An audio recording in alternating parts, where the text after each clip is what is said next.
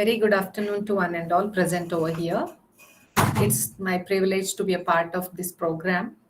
So today, which is the need of the hour, I'll be taking about stress management through the yoga and naturopathy. At the outset, I thank Andrew for my brief introduction, and I also thank the managing trustee, Sri Vivek Kalwa, and HOD Manjunath sir for giving me an opportunity. Now we'll go for a stress. So everybody we are seeing today, we are all stressed from childhood till our geriatric, that is old age. We are all stressed. So to know that what is stress and how to overcome stress through yoga and naturopathy, I'll see what maximum we can give some inputs about naturopathy and yoga and what is stress, what it does on our body. Because everybody knows that we are having stress. Every in our day-to-day life, we say that I am in stress, that people are in stress. And because of the stress, okay, we are not able to cope up with the situation. So coming to the stress, it was given by Saley in 1956, and he used the term called stress to represent the effects of anything that seriously threatens the homeostasis. The homeostasis is nothing but which is a balance between the internal and the external environment. There are a lot of, when we come across the stress, there will be a stressor factor is there, and because of which there is a stress response. So actually what we want to say about the stress, it is a body's reaction to challenge or demand. We being a IT sectors or a medical sector or a students, everybody in our life, we come across with a different type of stress. It may be a family stress, job stress, or a pressure, work pressure, or a goal oriented, whatever it is, but it is a body's reaction to a challenge or demand. So what happens during the stress? There are two types of stress. One is eustress, another one is distress. So eustress is nothing but it is a positive stress.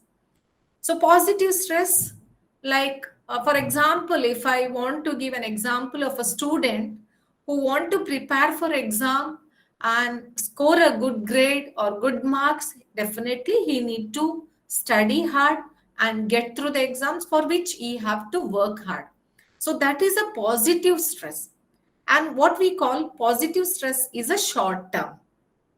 Whereas the distress or negative stress, it is a positive stress, which is a short term, and the distress, it is a long term and which has got a negative effect on our body, which leads to a confusions. We are not able to make any decisions. There is a continuous, constant pressure on us, and that leads to a disease. So when during our lifestyle, the positive stress is very much required for our body to cope up with anything, to reach our target, to reach our goal, or to attain whatever may be a good job, good satisfaction with work, what we do, we need a positive stress. But when we take the same stress to an extent where not able to study or not able to continue my job because of the work pressure, because of the working environment, and daily I'm feeling stressed to an such an extent where I need to quit my job, and that comes as a distress, which is a dangerous part. And I'll be telling what all the effects it mainly affects on the each system of the body and how it affects our whole body into a different illness or disease.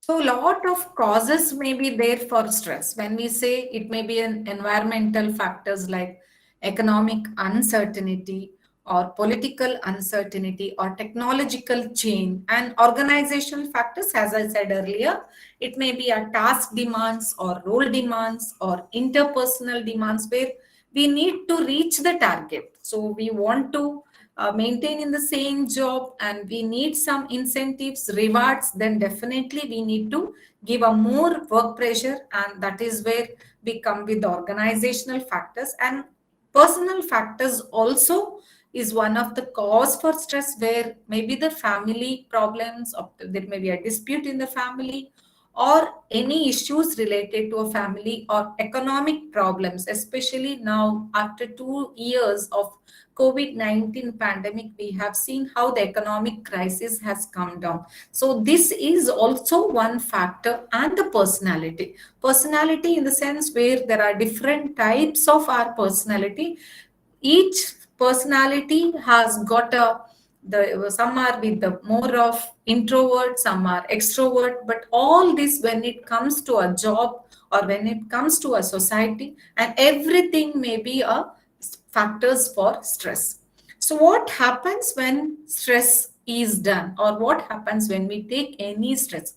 So there is a two reactions in the body, that is fight and flight. So I'll be taking a few slides or a few minutes of stress responses, because later I'll be dealing with the yoga and naturopathy and what are the remedies in yoga and naturopathy to overcome the stress. So before that, if we understand stress, maybe over a period of time, we will be living less out of the stress, and we will not take our life into that extent where stress really affects our body physically and mentally.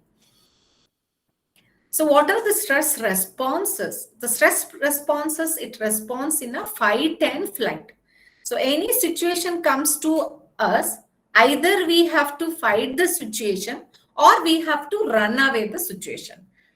So to fight the situation also we need energy, or to run from the situation also we need an energy. So what changes happens when we come across with the stress? It may be any kind of stress, maybe students or work or family or anything, what we call it as a reaction to a demand or challenge. So there are some physical changes what we can feel and experience in our body. That is, there will be dilated pupils. The whole we get a nervousness, tension, trembling, not able to speak, the dryness of the mouth, and we feel confused or pale, and there is a rapid heart beating, and every now and then we feel like not able to concentrate on what we are doing. So this is the main actions because of the stress. It acts on the sympathetic system, and there is a fight and the flight response. Both is required. Either we need to run or we need to face the challenge. So how we can go about this?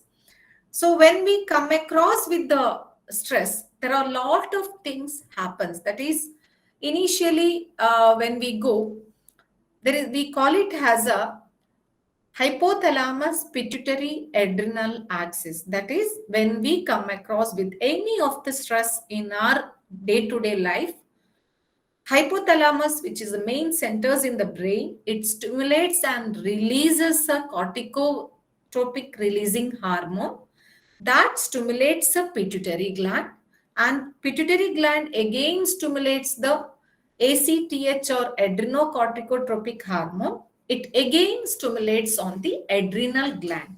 Why it is so much important? Because adrenal gland, which stimulates synthesis, the cortisol, adrenaline, and noradrenaline, which directly has got an impact on the sympathetic nervous system. So cortisol, when the cortisol to certain extent is required for the body to fight for the situations. But when there is an increased secretion of cortisol in the body, then there results the disease. And again, this negative feedback happens where all the secretions, that is endocrine glands or the endocrine hormones which secretes from these glands, are not in a proper position to secrete the hormones, and there leads the different diseases or lifestyle diseases. So what are the changes we can see? So when we see, when we come across with the stress, we see the three different steps. The first step, what we call it as alarm stage, and second step is the resistance stage, and third step is exhaustion stage. Now we have seen the HPA axis, how body reacts. Maybe these all things happens within a fraction of second in our body, but we see lot of changes which is taking place in our body. So what is the alarm stage? So alarm stage is the initial stage where the body prepares to attack either psychologically or physically. And the second stage is called as resistance stage. So body uses up a great amount of energy to prepare the stressor so that it can resist whatever stress we have. It is able to resist and cope up with the stress. But the third stage is an exhaustion stage where we are the total energy whatever is there within us, that is completely depleted, and that results in the exhaustion or health problems. So again, when stress induced complications, so what happens when we take any anxiety, when we stress? There are people always we say that I'm with stress, I'm with the tension or getting anxiety. So what happens in our body when we take any anxiety or any tension? So the chronic stress, the stress will not be within a day or two. When the stress is a continuous and it is for a longer period of time, it may be for weeks or months or years, then slowly different physiological changes with or pathological changes which takes place in our body. So there is the chronic stress signs. We can see disrupted sleep pattern. There is an emotional distress or poor eating habits. Either we may eat too much or we may not eat. There is no lack of appetite will be there. So all this what happens? This again it acts on the because of the HPA axis, that is hypothalamus and the pituitary adrenal axis, there is an increase in the glucocorticoids. So increase in the glucocorticoids, there is an impaired regulation of cortisol. As I said earlier, the cortisol regulation will be too high, and because of which it mainly when we are taking stress because of the anxiety or tension, it impairs the hippocampal functions. That is, hippocampal function is a part of the brain where learning cognitive behavior changes takes place. That is, we want to learn or we want to learn the new things, and whatever we are learning and keep it in the memory. So all this helps in the hippocampus area. But when there is an impaired regulation of cortisol secretion, this leads to an impaired hippocampal function or memory loss that leads to an increased risk of Alzheimer's disease or even Parkinson's disease. You see people of, there are many people in our, because it's not the what we get Alzheimer's or Parkinson's disease or age-old disease. All this, all this impairment can be seen as the age advances. But these impairment can be seen even in a younger age because of the long-term stress what we are taking in our daily life.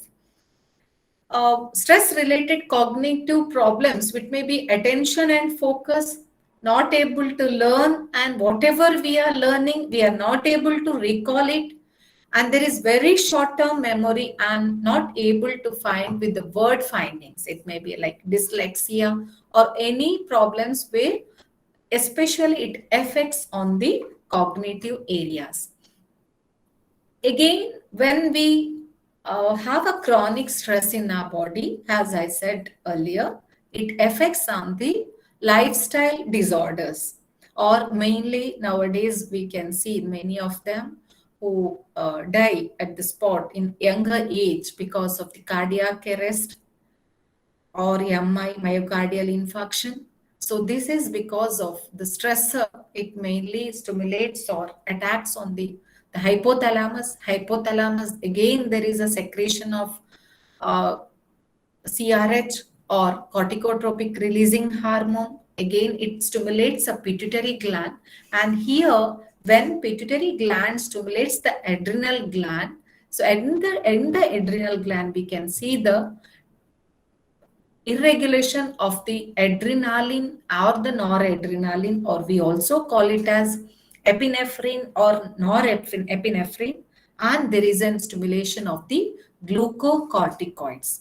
So these glucocorticoids, it leads to an increased oxidative stress in the body, and this oxidative stress is because of the free radicals which is present, and because of which the free radicals are increased, and this leads to an inflammation, endothelial dysfunction, increased heart rate, increased blood pressure, and oxidative stress. So when we do pranayama, when we take antioxidant food, the oxidative stress in our body is reduced.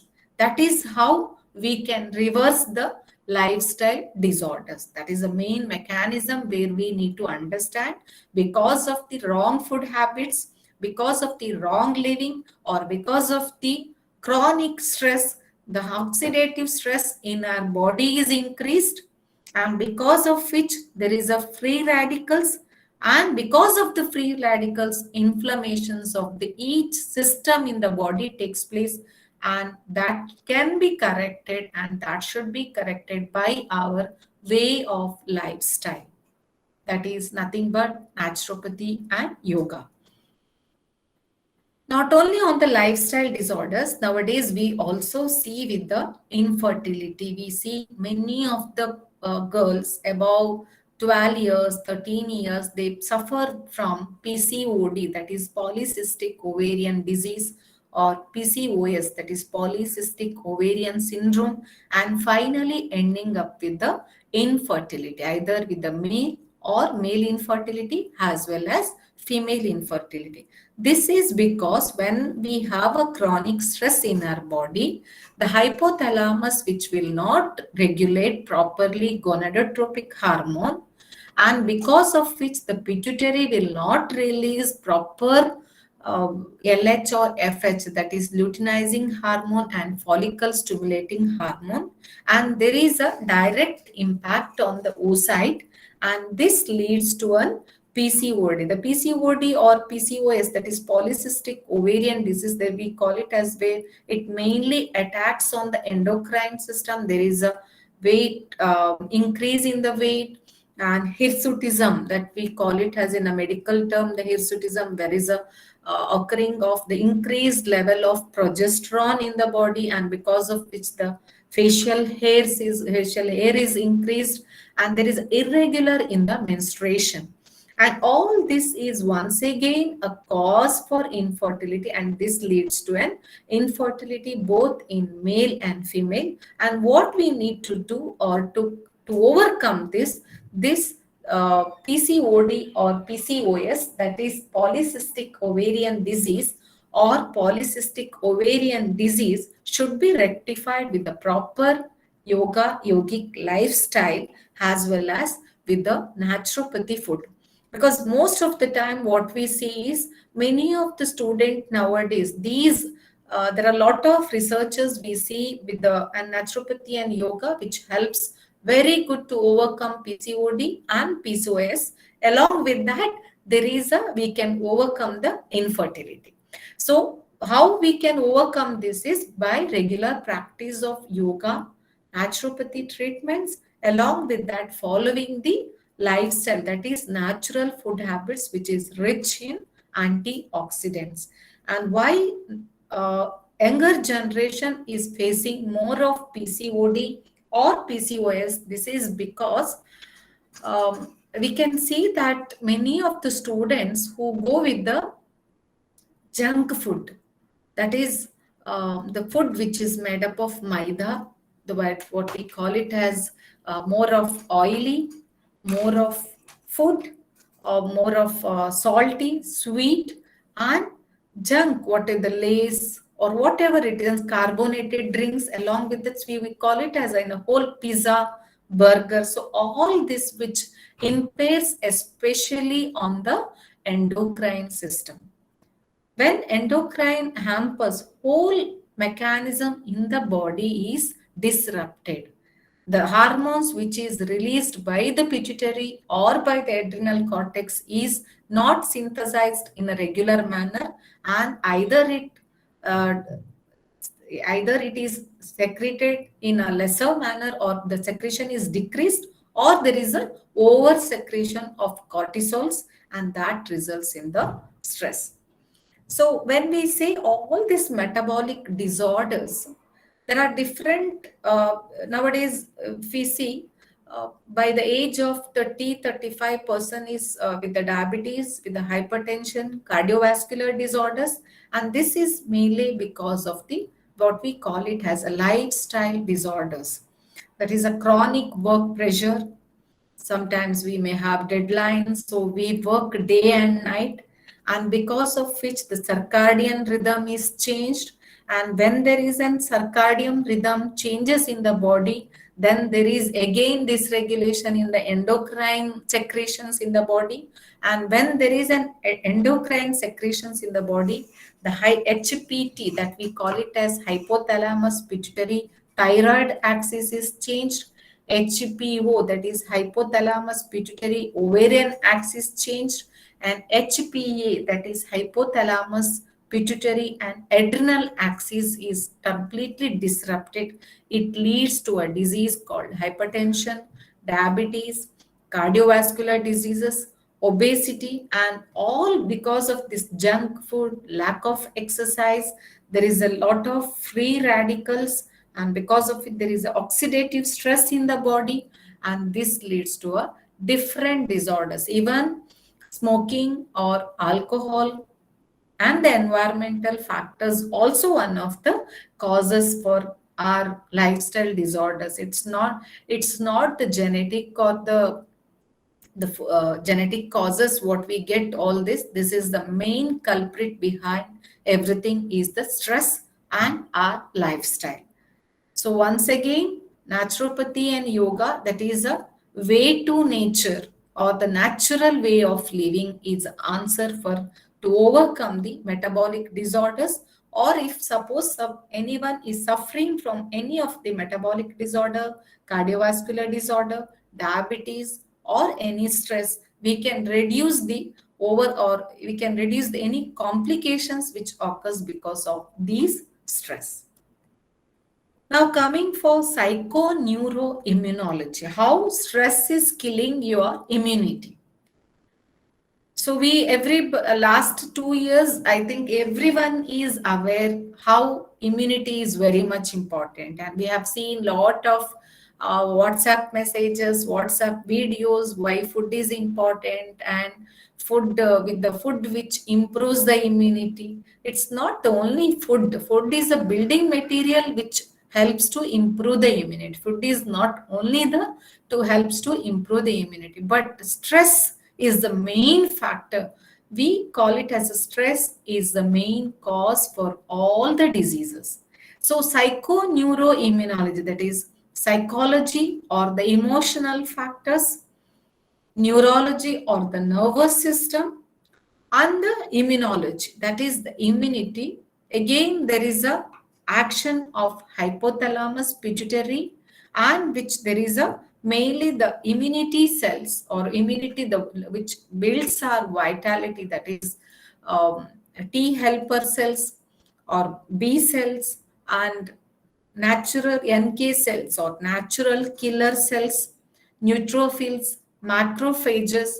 All these actions will be reduced, and because of which person is not able to fight against the diseases, and because of which there is a lowered vitality or lowered immunity, and because of which again we are prone to all sort of disease. It may be physical or it may be it may be mental. So when we come for health, that is WHO, health World Health Organization defined health as it's not merely an absence of disease, but a state of well being on physical, mental, moral, spiritual, and emotional aspects of well being. So, everything has to be taken care on the health point of view. So, stress which seems to worsen or increase the risk of conditions like obesity, heart disease, Alzheimer's disease, diabetes, depression, gastrointestinal problems, and asthma. How gastrointestinal problems? See, all of us we have come across with this situation, or when there is a chronic stress, we can see that people suffering from IBS, that is irritable bowel syndrome. So what happens, it mainly affects on the gut bacteria. So people with the chronic stress, we have there is a inflammation of a colon, ulcerative colitis is once again the cause, or irritable bowel syndrome, the weight loss we can see, and person is not able to enjoy the work or enjoy the food whatever he eat. That is mainly because of the continuous stress. And we can see there are a lot of other problems like insomnia, there is a lack of sleep, and depressions, then all the emotional aspects all comes because of the stress. The stress word we call it, maybe it's composed of 6 words, but which has lot of negative impact on the body. How we have to cope with the stress, that is how we have to overcome the stress. So issue of control, that is people deal better with stress if they have some degree of control in the stressful situation. Self concept, that is if people don't feel confident, they feel become more anxious and withdrawn. That is we need to accept how we are and to what extent we can take the stress load.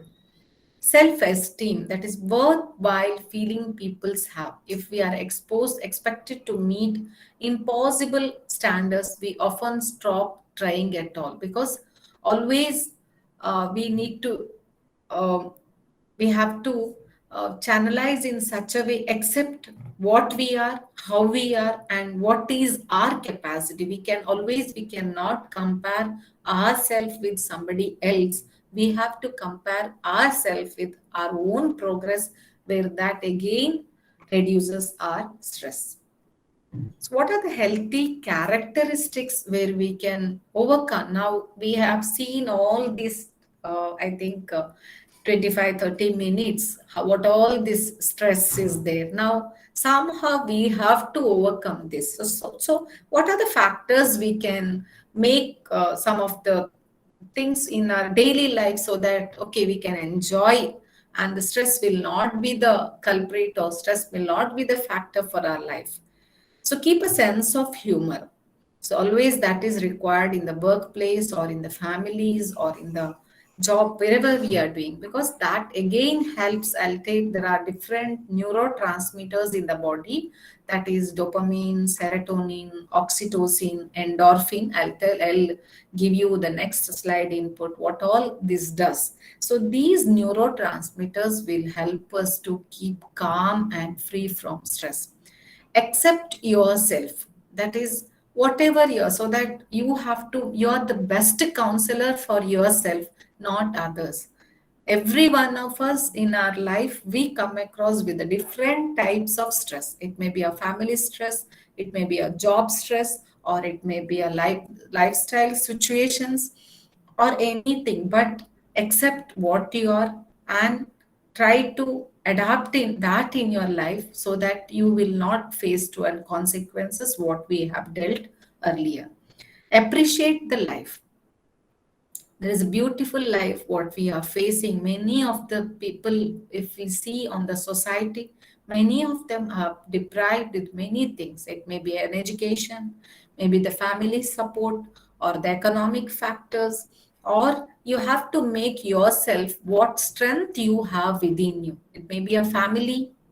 We always grumble, we always think for a enjoyment what we don't have. We never think, we never look upon us like what God has blessed us with plenty of things. So make a list of people, like you have a very good friends, you have a very good partner, very good family, supporting family, siblings, peer group, or a boss, or whoever it is, like the working environment where you are lucky enough so that you have to appreciate for what you got in the life. Not when you compare yourself with others, it may be on the salary part, it may be on the luxury part, and these luxuries always you can see only on the digital media or on the gadgets. On the other side, the grass on the other side, nobody has seen. So this makes you feel happy. You have to feel that how I can be happy with myself, how I can. Uh, we normally in psychology call it as a feel good factor. How I can make myself pretty good, enjoy the life with every moment of life.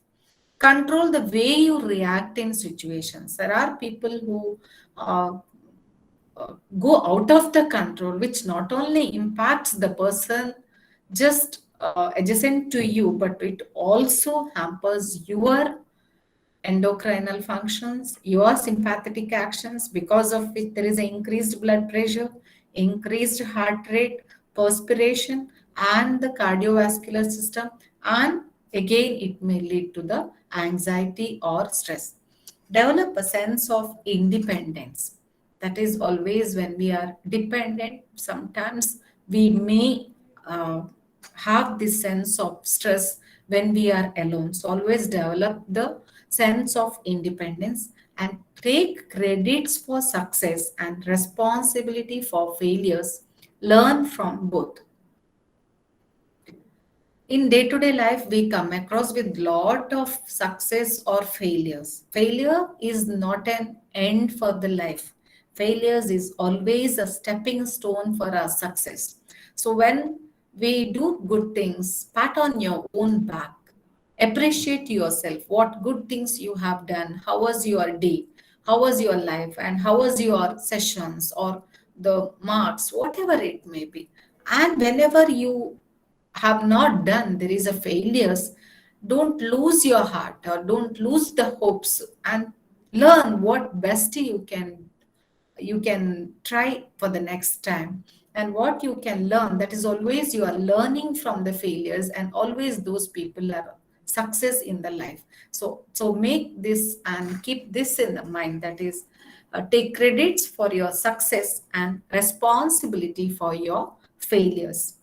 Both is required, because always we cannot say that I'm a successful person, and always we cannot make that I'm failure person. Both, which like both positive and negative comes in the life, and we have to accept and we have to take lessons from both. Now we have seen all this. Now before that, like what is stress, what is the changes it happens in the body. Now let us go with the what is naturopathy and yoga. When we say naturopathy, it is a drugless system of medicine. Without using any medicines, we are treating the diseases by using Pancha Mahabhutas, that is Prithvi, Aap, Tej, Vayu, Akash.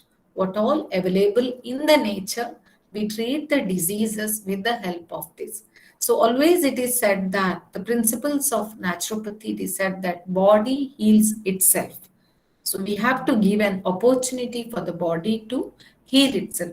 There are different therapies in naturopathy, like we call it as acupuncture, hydrotherapy, manipulative therapy, exercise therapy, yoga therapy, chromotherapy, magnetotherapy, diet and nutritional therapies, fasting therapies, herbs, and mud therapy. So naturopathy doesn't involve with only one system of medicine. It is a holistic approach. So let us see, we can see all these pictures. I think you might have seen, or if you have not seen so far, you can see the different pictures which is there existing, like mud bath, atapasnana, underwater massage, or hip bath. So this is nothing but it is an hydrotherapy. So these are all hydrotherapy. So hydro means water, and therapy is a treatment what we give with water.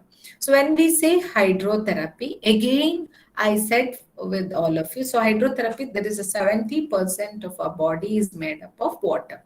So in water, we have a different temperatures like hot temperature, cold, tepid, neutral, or we call it as a very cold, ice cold. There are different temperature depend upon the disease conditions or depend upon the body problems. We give a different temperature treatment with a different temperature.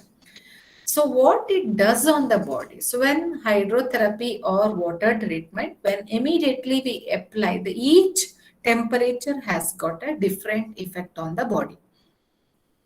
Like cold, if I say a cold, there is an action phase and the reaction phase. So always the action phase is the first initial phase what we get. That is when cold is applied to the body, there is a vasoconstriction of the blood vessels, and the reaction phase is the vasodilatation of the blood vessels, and vice versa in the hot applications. So depend upon the body conditions, we have to choose which type of temperature is good and what is the normal duration, and along with that we have to give. So when we say a simple remedy, I said last few minutes back, like oxidative stress, and that again is a cause for diseases. So when we take this hydrotherapy by drinking water, so usually some of the times we say that if you ask with the people, they say we drink around 1 liters of water by taking consideration of the juices what we take, water what we take. It is not the water therapy. It is not the hydrotherapy. So whatever you take the juices, it is entirely different. And water therapy is exactly you are taking a plain water, that is either lukewarm water, cold water, or hot water, depend upon the seasonal variation. We have to take water, and when we consume a more amount, that is 2 to 3 liters of water per day, it helps to expel the toxins from the body because of the lot of perspiration and the urination. And it also, there is a lot of gaseous exchange which takes place in the body, because in the naturopathy we call it as a three main causes for disease. One is the accumulation of morbid matter, and second one is the abnormal composition of blood and lymph, and third one is a lowered vitality. So when our body is accumulated with the toxins we also call it as a foreign matter, or we call it as a toxemia, which is nothing but the unassimilated, undigested particles which stores in the body like a toxins, or we call it as a tax on our body. So when we do all this hydrotherapy with the different temperatures, it helps to increase the circulation, and it increases the metabolic activity, digestion, perspiration, absorption, and helps to overcome the disease. You can see in the picture, there is an underwater massage where there is a both the pressure is also given here, along with that different temperature. The whole body relaxes with the water itself is an universal solvent, so where it really it gives a pleasure when we go with the different types of treatment. It's not for 2 minutes or 3 minutes, and each treatment have to go with the 15 to 20 minutes. So heat bath, I have said with the infertility or PCOD or PCOS, and heat bath is one of the best remedy to overcome because it mainly stimulates the HPO axis. And here also you can see the different modern technologies like arm and foot bath, the steam bath, the reclining steam bath, where there is, especially in the steam bath, there is a lot of perspiration which takes place in the body, and because of it there is a elimination of toxins. And now coming for a fasting. Okay, so you can see here once again the chiropractic, osteopathy, hot stone massage, and salt glow massage. And these are all the techniques of a massage techniques, or we call it as a manipulative therapy. It's nothing but a massage techniques where we have the applying oil to the body and is a manipulation of the soft tissues of the body. So here we use a chiropractic or osteopathy. It is nothing but a spinal manipulation can be seen. And the hot stone massage, mainly we are concentrating on the spinal column, because this is a mainly which stimulates the autonomic nervous system, that is both the sympathetic and the parasympathetic nervous system in the body, and that maintains our health. So when we go for fasting, before we go with the other part, we'll talk about the fasting. So when we come the fasting, or we call it as upavasa. So in naturopathy, fasting is given at most importance and priority, because it is said that sarve roga malavashaha langanam paramaushadam, which means every disease, when we it's accumulation occurs because of the accumulation of toxins, and fasting is the best remedy. Herbert M. Shelton, he said that any fool can do a fasting, but only intelligent can break the fast. So what is fasting then? Fasting is nothing but it is an absolute abstinence of taking any kind of food for a particular period of time in a view to give a rest to the digestive system. So when we give a rest to the digestive system, all the elimination of toxins and the metabolic activity takes place in a proper way, and the energy what is stored during the fasting, it is utilized when we are under sick. So, how to do a fasting? The fasting should be done with the proper guidance, either with the proper guru or with the doctor. Like, because the fasting, it's not only we are there are different types of fasting. It's not that I just keep myself without taking any food, but the physical and the mental attitude, the emotional preparedness is very much required before we go for the fasting. So in fasting, there are water fasting, there is a fruit fasting, juice fasting, depend upon the disease condition.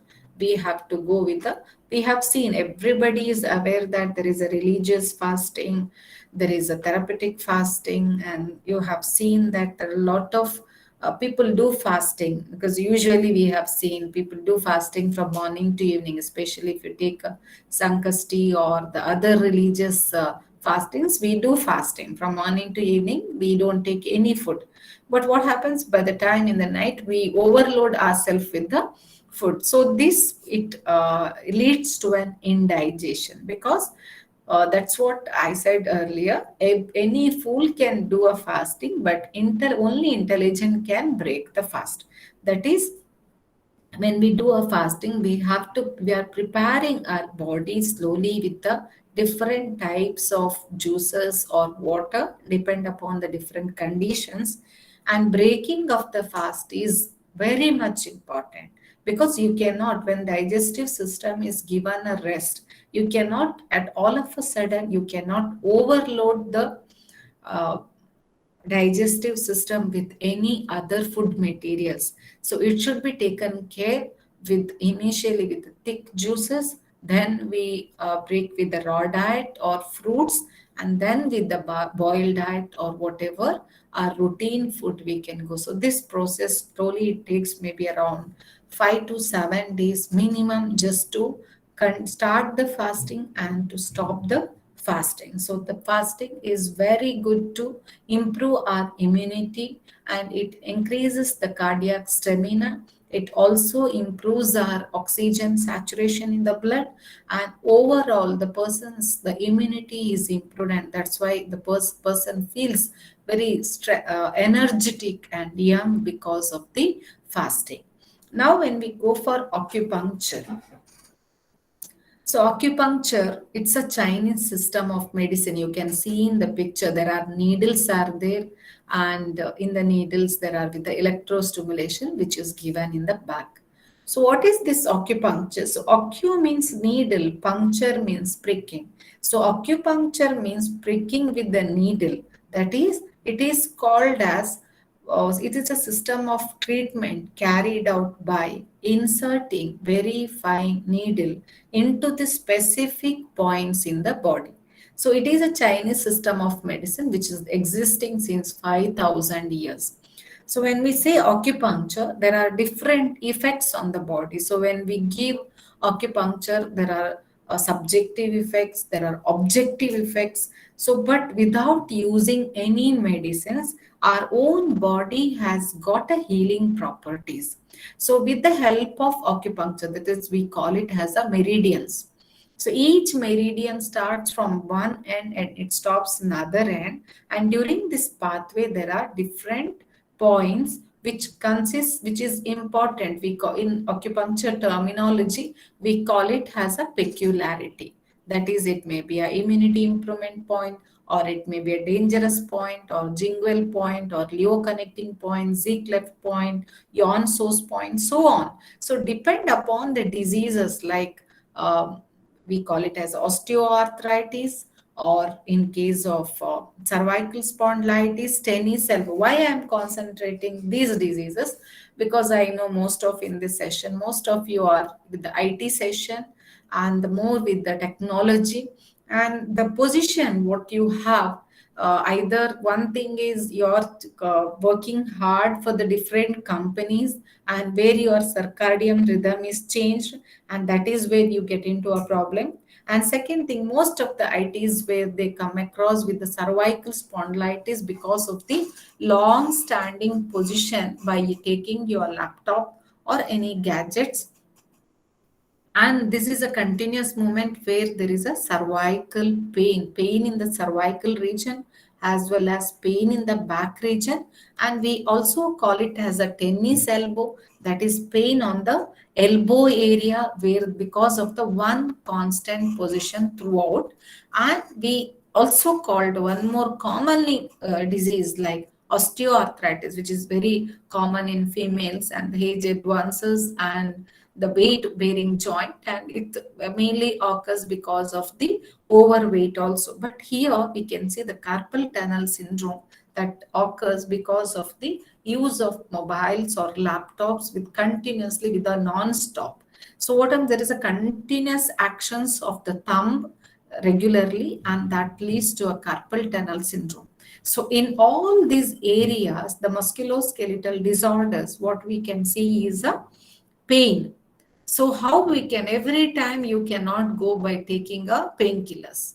So how you can overcome these type of pains in day-to-day life? So acupuncture is the best remedy, because acupuncture, when acupuncture is given on the body, which is given for 15 to 20 minutes or maybe half an hour, so it helps to release the endorphin, because endorphin is a natural painkiller property, and it helps to release our pain by naturally releasing the endorphin or enkephalin in the body. And that is the reason why the osteoarthritis, migraine, headache, carpal tunnel syndrome, plantar fasciitis, or low back ache, cervical spondylitis, sinusitis, paraplegia, hemiplegia, all these diseases are treated with the help of acupuncture. That is, we are not using any medicines, we are just stimulating our body with a fine needle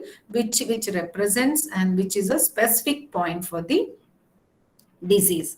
And the same way we have a acupressure also. Sometimes when person is not, after giving acupuncture, we want to give a stimulation with the pressures, that is the same point is given acupressure, or we also give with the reflexology, that is you're giving mainly pressure on the palm and on the sole. I'll show you the next picture where reflexology, I think, yeah, you can see the reflexology. That is, this mainly represents, that is a palm and sole, both the palm and sole represents all the organs of the body. So directly you cannot stimulate the organs in the body, but through by stimulating or by giving acupressure to the palm onto the sole, you can just stimulate the organs, and that again enhances the sympathetic and the parasympathetic systems, and it releases the endorphin, enkephalin, oxytocin, and also dopamine. Again, it helps to relax and rejuvenate as well as to cure your diseases on both the soles. If you can see, nowadays what happens, usually the more of the problem, we less use of barefoot walking.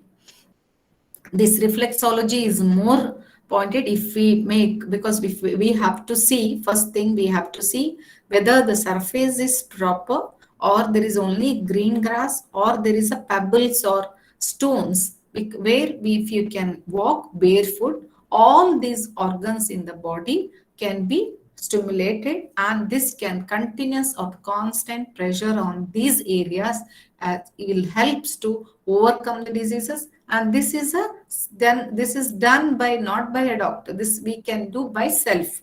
If we know where which pressure point I have to give a pressure for sciatica, for diabetes, or for urinary incontinence, or for stress, or any eye or ear disorders, the same way when we can stimulate all the organs. You can see on the toes till heels region, that is the main area where you can see that is represents with the spinal column, from the cervical region till the spinal cord. It is where from the cervical region till the coccyx, we call it as a, which represents the spinal cord. In the same way, if you observe your soul and keep your both the soles together, you can see the S-shaped curvature on the sole, and this represents your whole back. And person who is suffering from backache or any back issues, and if you just give a pressure on that area, we feel the pain on that area. So what is a remedy for which? So remedy is nothing but we are giving pressure on that particular area is the remedy to overcome the diseases, which is a simple in the acupressure. So coming with the physiotherapy, again there are electrotherapy and exercise therapy depend upon the body conditions we use. And magnetotherapy is nothing but different types of magnets, that is north pole and south pole magnets are used with the different equipments are used to treat the diseases, because earth itself acts as a magnet. And there is also a mud therapy which we have seen. uh, can see now is there in the presentation, which is there with the mainly with the salt globe massage, or see with the mud therapy. Because mud therapy, what happens is usually it is we got the same magnetotherapy therapy also earth, because we say earth. So here we are using for eliminating toxin from the body.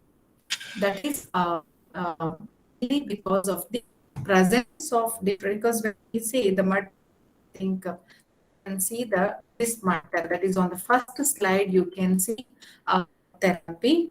That is when there is a mud is applied on the body. This is not an ordinary mud. What we use for therapy purpose.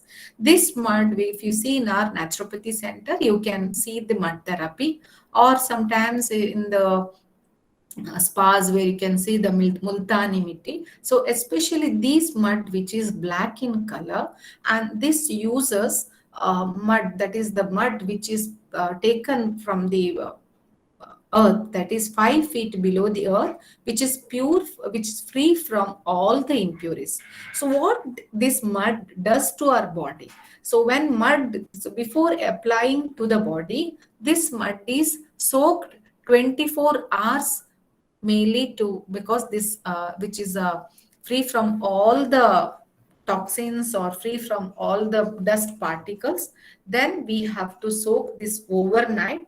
And After that, you can see a very moisture kind of mud, and this is applied toward the whole body. And after applying, we have to stand in the sun, because which gives the effect, that is chemical properties, mineral properties, all this we get in the sunlight. Along with the mud therapy, we get the minerals, and it retains the moisture for a longer duration. And immediately after mud bath, when we combine a mud bath along with the sun therapy, you can see there is a lot of changes, because the debris, the skin, the where you can see the complexion of the skin has improved. There is an increased peristalsis movement, and also there is elimination of toxins and whole complexion, as well as there is a cooling effect on the body, and it's a natural. It is not, nothing is added.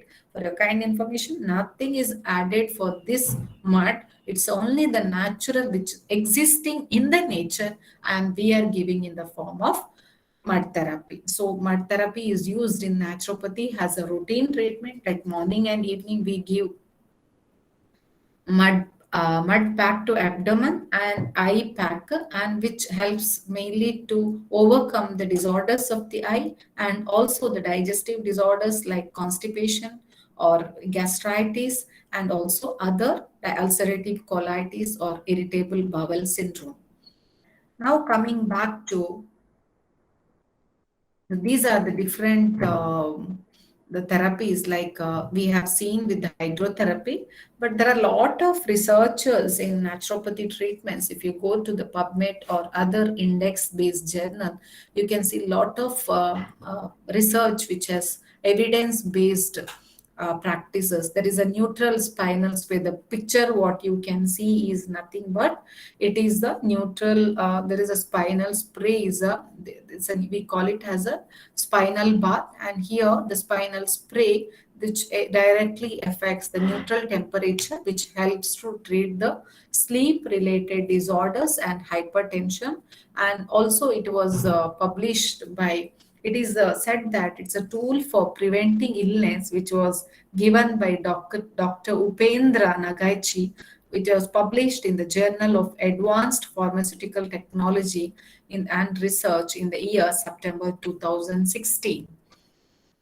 And as I said earlier, the manipulative therapy, that is massage, chiropractic, and osteopathy, all this comes under manipulative therapy or massage techniques. So we have seen a massage which is practiced in different places.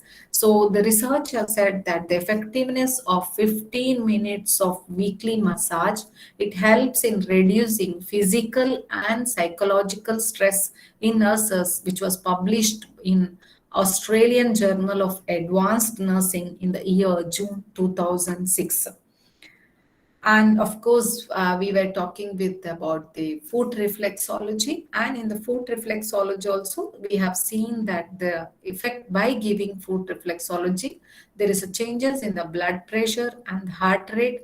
The studies were conducted in the randomized clinical trial in the stage 2 hypertensive patients, done by Drew Cottrell on 15th November 2020, and which was published in the Journal of Clinical Hypertension.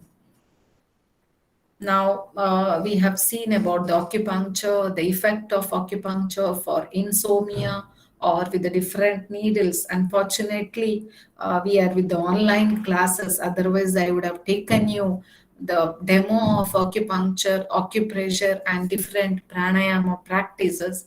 However, we are taking today with the just with the online. We cannot reach personally to all. Maybe in the next coming years, we'll hope for this.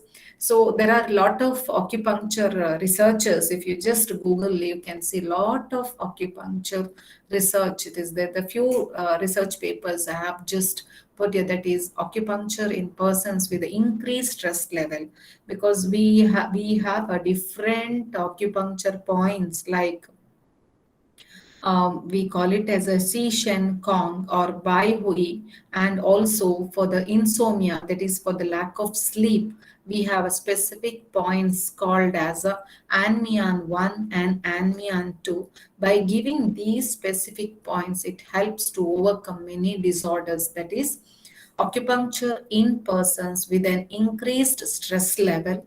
That was by giving acupuncture, it also helps to overcome the stress level, which was published in a randomized controlled pilot trial study. It was done by B8 Wild, and it was done in July 2020, and plus one journal it was published. And there is also the effects of acupuncture on chronic stress induced depression, like behavior and its central neural mechanism, which was done in Minju Lee by Minju Lee, and which was published in the Frontiers of Psychology in 2019. So now what happens, because when I was talking to all these sessions, I hope I'm not boring you all. So the interesting topic comes here, that is, I was telling like there are neurotransmitters in the brain, and that helps to reduce the pain, or we feel happy, or we feel like mood elevation. So what all this? There is a happiness chemicals and how to hack them. So there are four main hormones or the chemicals which is present in the body. That is called as dopamine, endorphin, oxytocin, and serotonin. So how we can do? It's not by doctor have to come and do or secrete all that. This everything is in our hands. So let me put forward to you all what all these things which makes us happy, because everyone want to live happy, healthier, longer life without any hindrance. So happiness is in our hands, it's not outside. We cannot search happiness, or we cannot search for peace of mind outside the box. We have to search within ourselves. So how to go about it? That is dopamine. It's called as a reward chemical. So how we can secrete, stimulate a dopamine in our body? That is by eating food, whatever food you like, you enjoy it. What we call it as a mindful eating, mindful yoga, or mindful exercise, or mindful job. See, any of the work or stress, if we take that into, if you are studying, or if you are going for a work, and if you take that work as a pressure, you feel it is stress. But if you think in other way, that is, this is where I enjoy my profession, I enjoy my work, I enjoy my project work, or whatever the studies what we do, that is what we call it as a mindfulness. So when we do anything with the mindfulness, we never come across with the stress, anxiety, or tension. That is what first thing is the dopamine. So having whatever food you like, it's not that daily you are taking, but when you take what good food, you feel that eating a good food, going to a restaurant, having a food, you feel you will enjoy it. So that's how your dopamine is released. Achieving a goal, that is, you have given a project, or you have some dreams on you, and you are achieving that, you feel so blessed and so good. That is how your dopamine is secreted.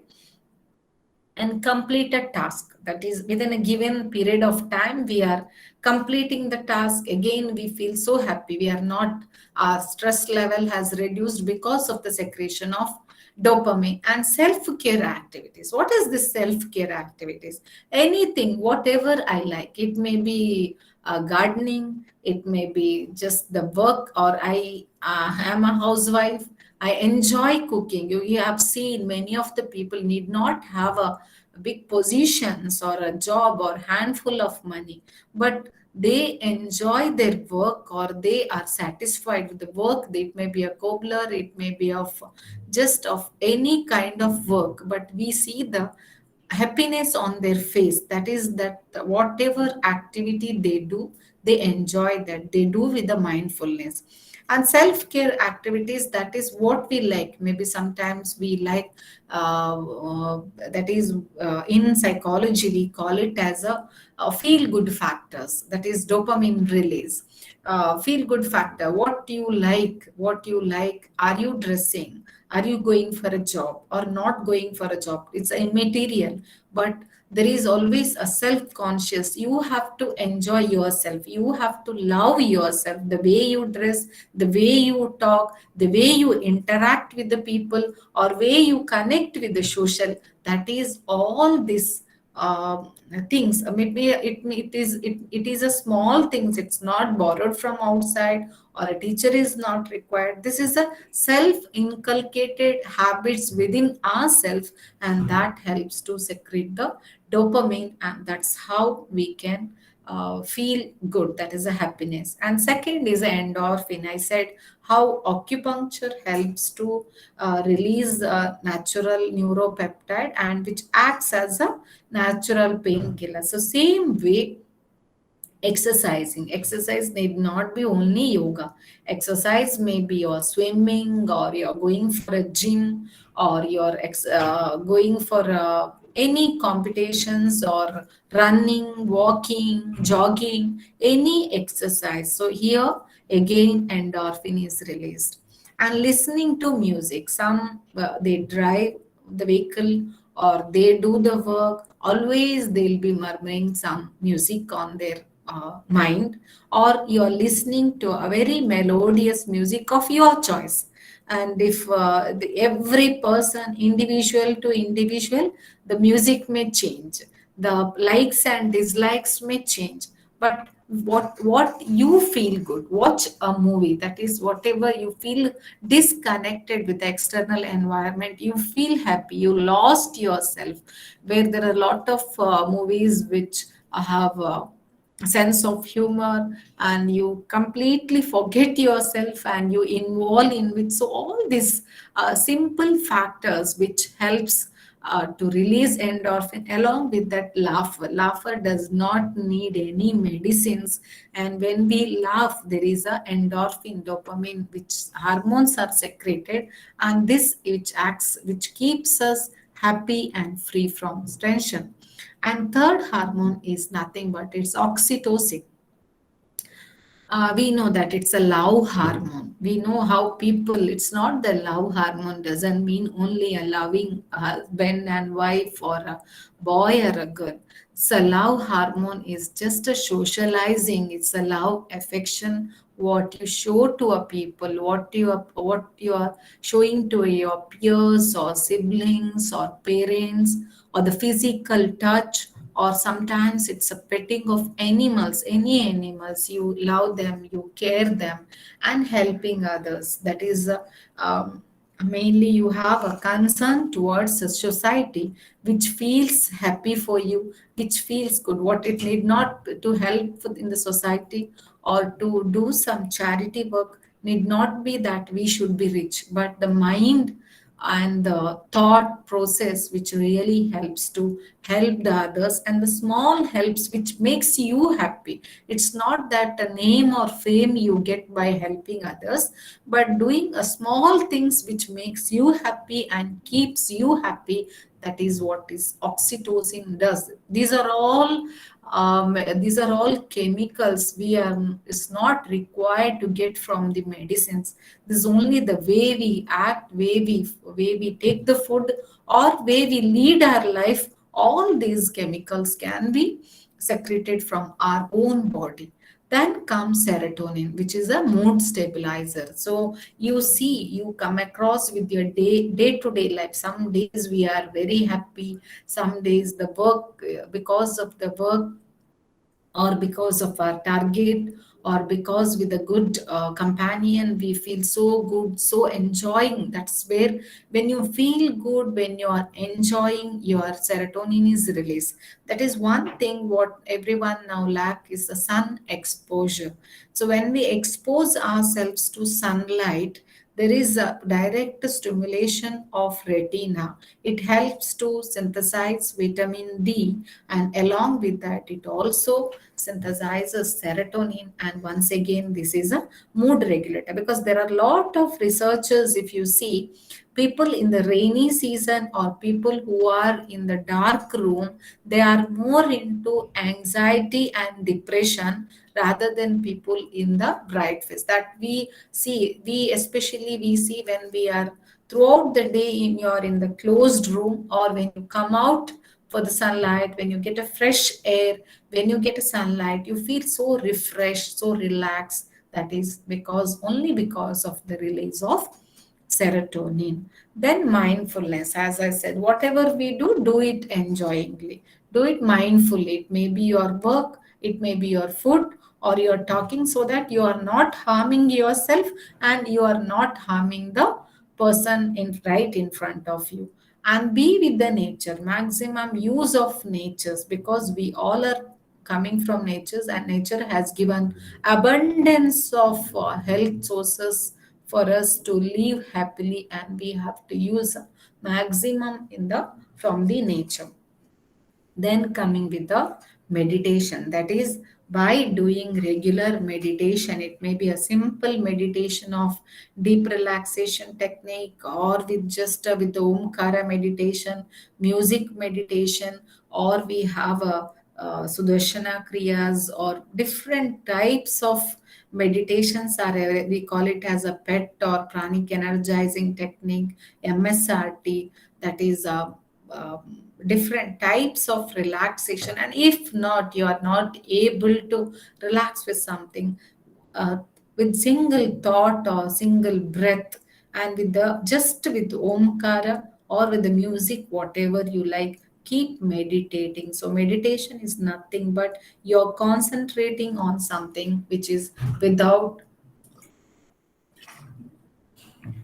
interruption. So every now and then when we do meditations, our mind thought waves may divert, but still coming back to the situation, that is what we call. So we are able to control our mind with the regular thought or with the breath control. And coming back to our food, so we call it as a different types of food. So food plays an important role. That is, it is we call it as in yoga and naturopathy. We call there are three types of food. That is sattvic food, tamasic food, and rajasic food. So sattvic food is nothing but what we have, which is very fresh food, fresh vegetable, that we call it as a sattvika, because which is sattvika in nature. You can see some of the people who are always calm, quiet, the way they speak is very soft, and all this is because of our food, which acts on the body and the brain. And there are tamasic food, is that is stale food or the overnight which we kept and we keep in the refrigerator. The next day we food tamasic, which is lethargic in nature, and rajasic food. And nowadays everyone, we know that we our taste buds are so used to rajasic food, is like we like katamita, what we call it as, that is spicy or oily or junk food type, or more of non-vegetarian. So all this which is rajasic in nature, that is we are very harsh in nature, because we are what we eat. The Hippocrates, it is said that let food be thy medicine, not medicine be thy your food. So it is said that by Hippocrates, you are what you eat. It's not that the person you are deciding, because your personality is defined or illustrated by the type of food you take, and your nature also depends upon the food you take. There is a saying which is said that ayus sattva balarogyam sukha priti vivardhanah rasya snigdha sthira ridva ahara satvika priyaha. So that is mainly person by nature he is of Satvika Priya, but because of our lifestyle or because of our environment where we go with the tamasic or with the rajasic food. So what we say is when we take a food, we should be with the colorful. You can see in the picture there are colorful juices, there are colorful fruits which is existing. So it should be, because each color has got a different pigment. Like we take it as a red color or a yellow color, or we papayan with orange color or yellow color fruits, and chlorophyll, okay, green color, And again with the methi or trigonelin, the enzyme which is present, or if you take a nowadays what in the research with the COVID-19, the fruit, what we call it as pineapple, which is the bromelain, the enzyme which is present in pineapple, which is proved has a very good, it's rich in vitamin C and very good to fight against the inflammation, especially with the SARS-CoV-2, that is COVID-19 pandemic. The bromelain, because of the presence of bromelain, the pineapple is good. So same way, every fruit what you can see is very good, because what we need to do is we should have a colorful food, because all these foods are again rich in antioxidants. So when the fruits or vegetables which is fresh in nature, and it is not preserved, once again it is not preserved, which is what we call it as a seasonal fruits or seasonal food always, which is rich in antioxidants, this reduces the free radicals in the body, and it also reduces the oxidative stress. Earlier I said the stress, the oxidative stress, the free radicals, which is the cause for the disease.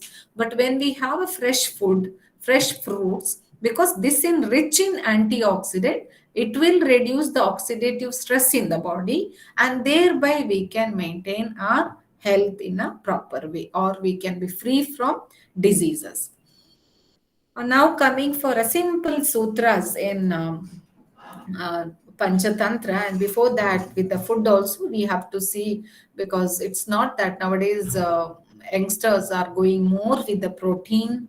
It's a diet where they go only with the protein, and other nutrients are lost. So always you have to see a pyramid diet, what we call it as a the food, the plate which contains a maximum balanced diet. It should be having more of cereals, because which is proteins, and more of your nuts and fruits, and a small amount of good fat. Good fat is also very good for the body, because the good fat which usually of vegetarian you can see with the nuts, especially with the omega-3 fatty acids which is present in flaxseed and badam, what we call it as almonds, which is very good, very rich in omega-3 fatty acids. And this again helps the efficiency of the cardiovascular system.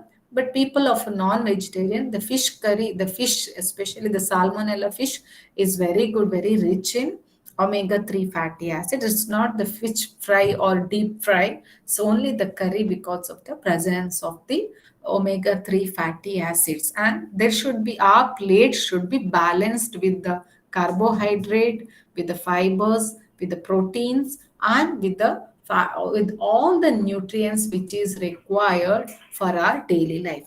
Now coming back to Panchatantra. So what is this Panchatantra? That is, I know it's the other thing, sometimes it may be difficult, but Panchatantras, it is 5 sutras where we need to maintain just to keep ourselves free from diseases. So, what are these 5 sutras or Panchatantras?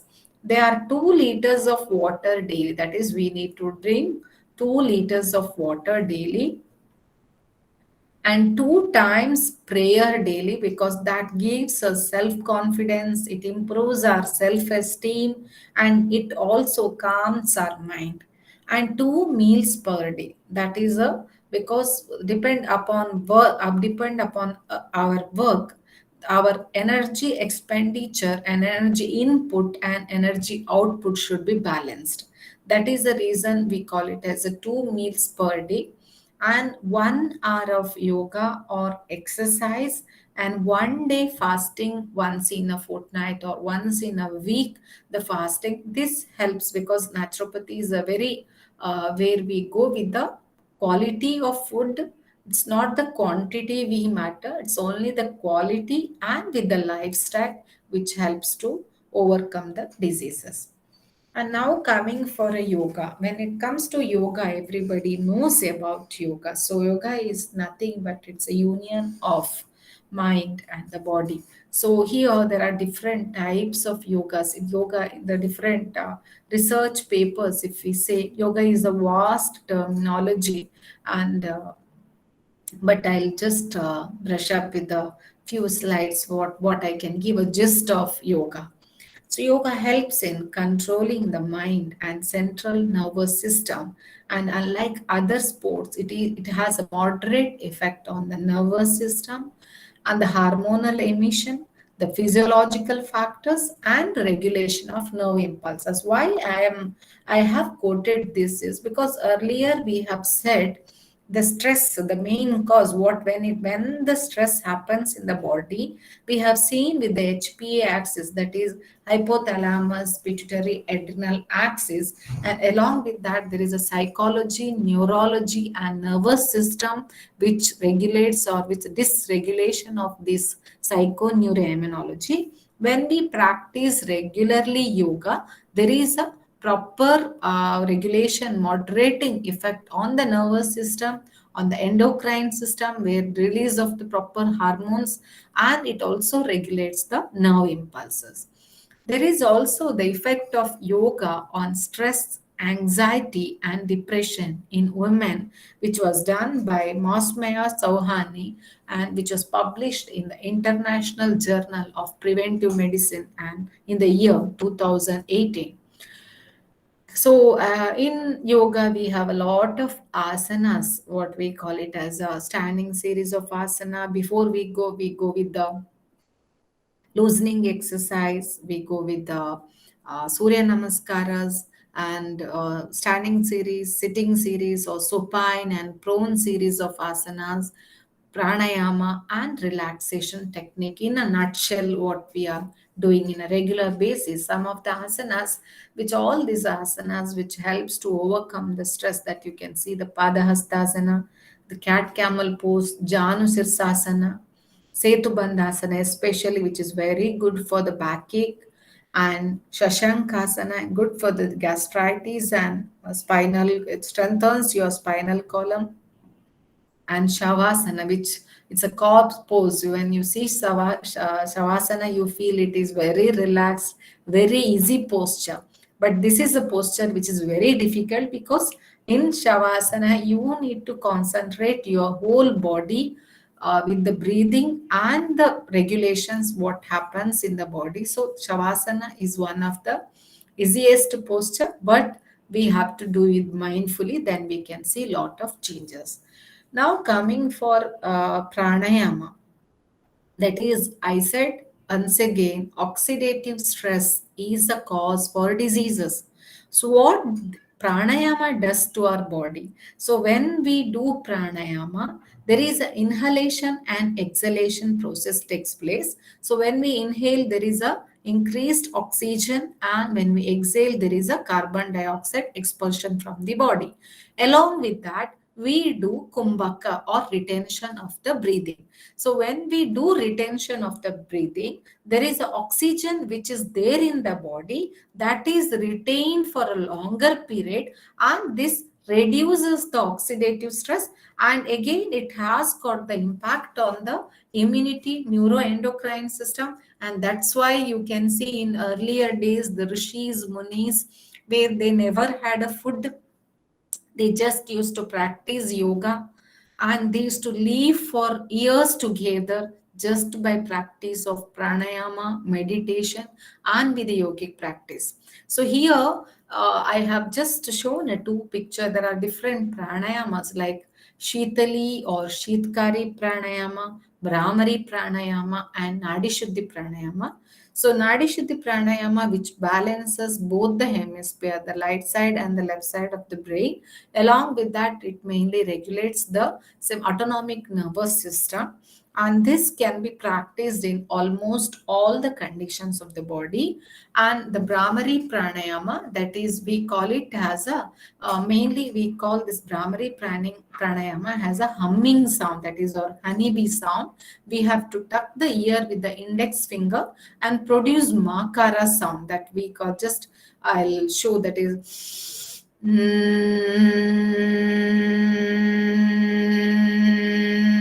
this is a practice what we do in Brahmari Pranayama. So because of this practice, regular practice of Brahmari Pranayama, when we does it properly, there is a release of nitric oxide and also interleukin 1 6. Again, it has got a positive impact on the body.